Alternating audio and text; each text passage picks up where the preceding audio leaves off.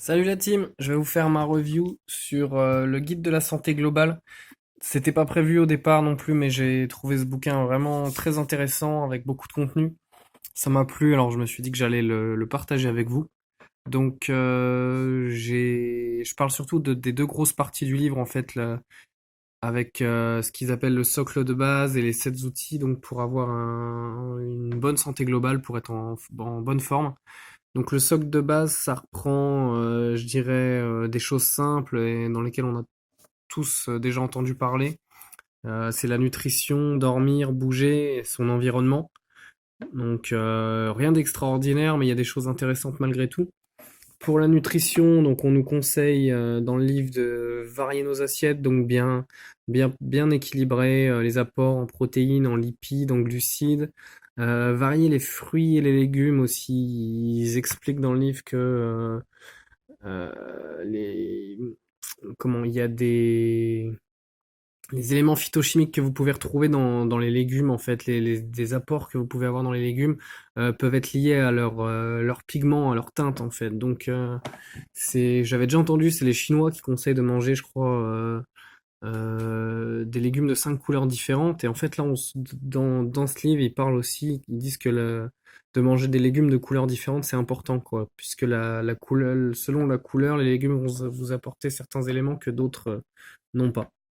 Donc ensuite, j'ai mis faux aliments. Attention, faux aliments. Donc tout ce qui est vraiment qui est plus naturel, quoi, qui est surtransformé. Voilà, les éléments transformés, c'est ce que je cherchais. Ils appellent ça eux, les faux aliments. Donc là, limite, c'est des aliments qui vous font plus de mal que de bien. C'est pareil, il y a une étude sur les risques de cancer quand on consomme ces aliments à outrance. Donc c'est vraiment à bannir tout ce qui est vraiment transformé et qui ressemble plus à de la nourriture.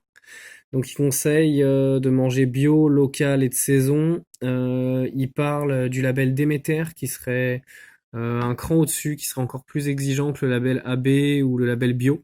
Donc eux, ils le conseillent. Donc voilà, label Déméter. Après, sucre vs graisse, j'ai mis, puisqu'en fait, on voit beaucoup de régimes sans graisse, mais la graisse, c'est important aussi. C'est important de manger gras.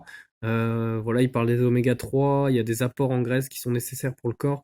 Par contre, le sucre, il y a un vrai danger avec le sucre, et c'est pareil, il faut vraiment limiter sa consommation.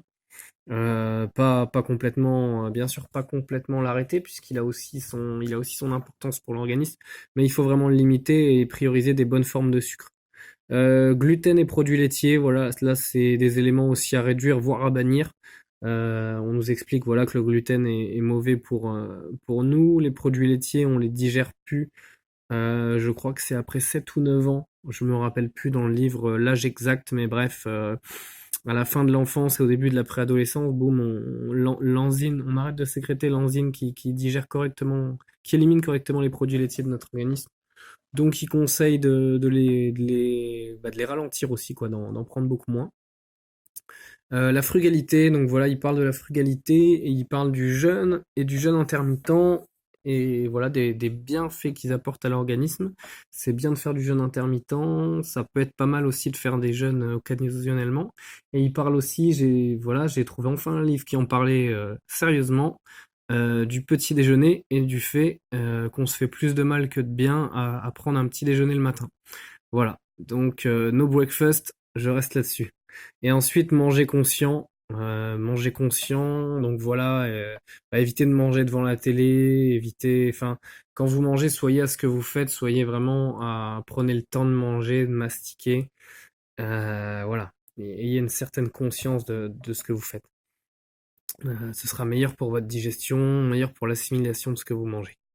Donc ensuite, le deuxième point, bah donc dormir. J'ai mis grasse mat vs sieste. Il y a vraiment, voilà, on nous explique que c'est pas la qualité qui compte, mais pardon, c'est pas la quantité qui compte, mais la qualité de votre sommeil. Donc éviter les grasses mat, en fait, ça pareil, ça fait plus de mal que de bien sur l'organisme. Et par contre, les siestes, voilà, c'est super. Ça vous permet, quand vous êtes un peu fatigué, que vous êtes en manque de sommeil, ça va vous permettre un peu de rattraper votre capital sommeil, sans les effets néfastes qu'une grasse mat pourrait avoir sur votre organisme. Alors ensuite, un deuxième point, bah, pour les gens qui ont du mal à dormir, il parle de comment retrouver le sommeil. Donc l'alimentation au final est extrêmement importante aussi pour bien dormir. On se rend compte que manger trop gras, trop lourd le soir, épicé, les épices risquent de vous empêcher de dormir. Un repas trop lourd, tout ce qui risquerait de faire trop monter votre température corporelle en fait va vous empêcher de vous endormir correctement. L'alcool aussi, l'alcool c'est un faux ami. On croit souvent quand on a bu un peu, on tombe de fatigue, on s'endort. Par contre, ça a tendance à vous réveiller dans la nuit et ou en tout cas à vous sortir de votre sommeil profond et donc le sommeil va être de mauvaise qualité. Donc voilà, évitez l'alcool si vous vous sentez fatigué et que vous avez du mal à dormir. Il conseille donc de se détendre, se relaxer le soir et bien entendu, vous le savez déjà, évitez les écrans le soir. Voilà. Autre branche, bouger, donc ils expliquent les bienfaits d'une activité physique régulière. Voilà, c'est important d'avoir une activité physique. Eux, ils parlent, l'idéal ce serait au moins 10 000 pas par jour et ne jamais rester plus de 2 heures assis. Toutes les 2 heures, si vous avez un travail de bureau, si vous êtes assis enfin, si vous êtes assis 2 heures en continu, levez-vous, marchez un peu. Voilà, étirez-vous et rasseyez-vous, il conseille ça. Il conseille aux gens qui sont pas sportifs ou qui ont arrêté le sport depuis longtemps, bah pourquoi pas de se mettre au pilates, au yoga, des sports plutôt doux pour le corps. Donc ils prennent l'exemple du yoga ou du pilates, on pourrait pu rajouter le tai chi, le qigong, les arts martiaux, les arts martiaux plus traditionnels et plus doux pour l'organisme. Voilà, tout ça, ça peut être pas mal, ça permet d'avoir une activité physique sans brusquer son corps. Et ensuite, ils conseillent bien évidemment la routine physique le matin. Ils disent que ça c'est le top, une petite routine physique. Voilà, un peu de yoga le matin, un peu d'étirement, un peu de pilates, c'est top quoi. Là, on est bien.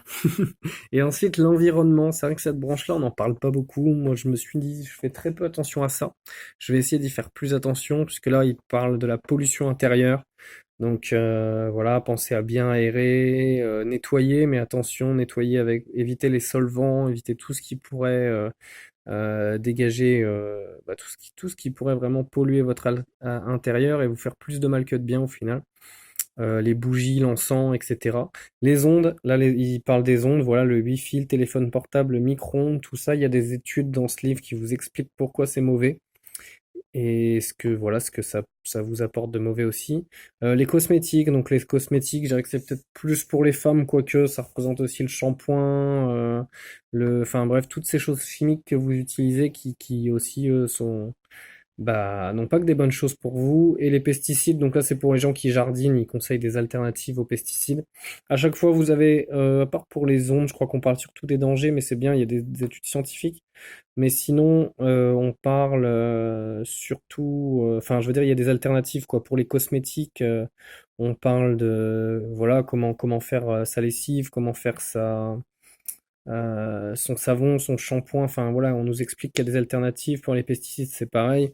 Et idem pour la pollution intérieure, quoi, comment nettoyer son intérieur, comment bien l'aérer. Je trouve ça pas mal.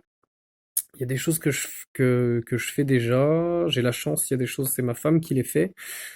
J'ai cette chance-là, je vais lui jeter une petite fleur. Mais il y a d'autres choses sur lesquelles je devrais travailler sur cette branche. Donc voilà, c'est pas mal. Enfin, sur toutes d'ailleurs. Même sur l'alimentation, là, je vais mettre d'autres choses en place. Dormir, bouger, ça va. Mais voilà, donc le socle de base, nutrition, une bonne nutrition, un bon sommeil, une activité physique régulière et un environnement sain pour pas s'auto-empoisonner. Voilà, je vais faire la vidéo en deux parties, je pense, parce que là, je vois qu'il y a déjà pas mal de temps, et à mon avis, ça risque de couper au milieu de la deuxième. Donc, je vais faire une partie sur le socle de base, qui va s'arrêter là, et je vous dis à tout de suite pour la suite.